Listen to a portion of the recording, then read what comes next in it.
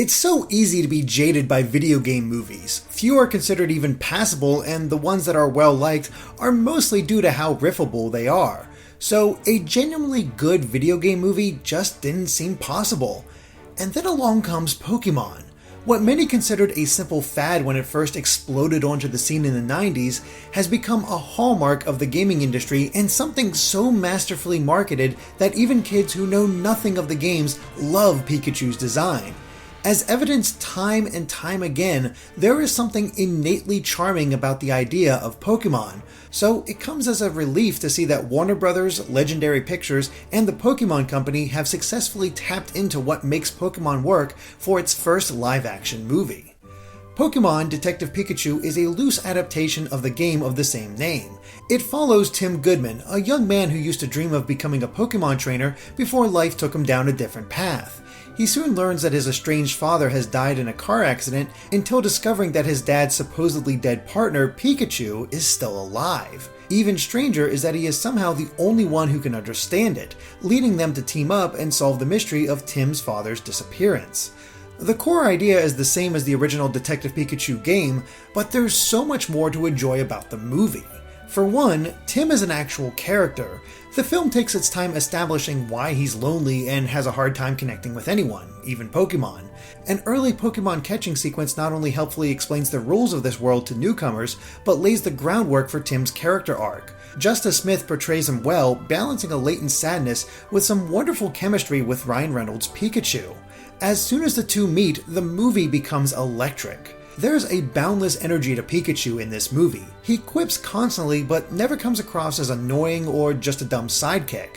The few times we see him doing detective work showcases how capable he is, but my favorite moments were the times when he and Tim really started to bond and work together. I expected to laugh during the movie, but I had no idea it would have some genuinely touching moments. Tim reflecting on what caused his life to reach this point and Pikachu trying to be there for him is just one example of the beautiful give and take between the two. Rounding out the main cast is Katherine Newton as Lucy, a news intern trying to learn more about the disappearance of Tim's father. She's definitely funny at times in how she goes so over the top with her journalist angle, an intentional trait of the film, but the chemistry between her and Tim always falls a little flat, especially when compared to him and Pikachu. Her Psyduck is great though, and the interactions between it and Pikachu are some of the movie's highlights. The movie itself is surprisingly dark at times, though it never lingers too long on any of these moments. This is also a legitimate mystery story in the same vein as Who Framed Roger Rabbit. Like that movie, I was able to predict most of the twists and turns, but there were some reveals that I had no idea were coming. It's the process of the characters solving the mystery that's the fun part, and even if you're familiar with the original game, there are surprises to be found. The plot worked for me on almost every level, although the villain didn't have a ton of depth. Still, this story is more about the connection between Tim and Pikachu, and it succeeds on that level. But really, it's the Pokémon that most moviegoers will be curious about, and they are almost universally fantastic. The translation from game to live action can be downright stunning, and it didn't take long for me to just accept them on screen. Only a few Pokemon are given standout moments, but Charizard is suitably fearsome in its scene, and the Mr. Mime sequence is one of the best in the movie, going places beyond the trailer that I just didn't expect. Still, the sheer variety of Pokemon on display in nearly every scene is impressive. Seeing them run around and interacting with the daily grind of the city goes a long way in making this feel like a living, breathing world. And there are moments of beauty that make the Pokemon seem like the magical creatures they are, specifically Tim's interaction with Bulbasaur. The Pokemon in every scene make Rhyme City feel fully realized in a way comparable to some of the best fantasy films.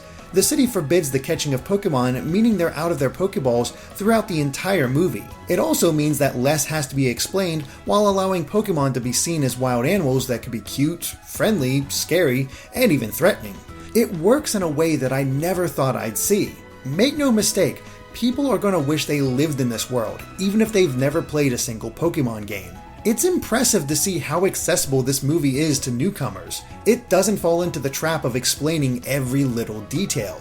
The necessary elements are established well before beginning the main plot. Not only that, but there are some fantastic action beats that are sure to entrance kids and keep older fans invested, just like the humor.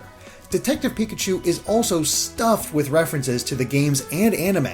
Make no mistake, people will be looking at Rhyme City frame by frame to discover everything it's hiding, and these details make the production feel like a labor of love, emphasized in nearly every frame. But that's not to say there aren't issues. Although the action sequences can be quite exciting, there are moments when the CG feels a little off.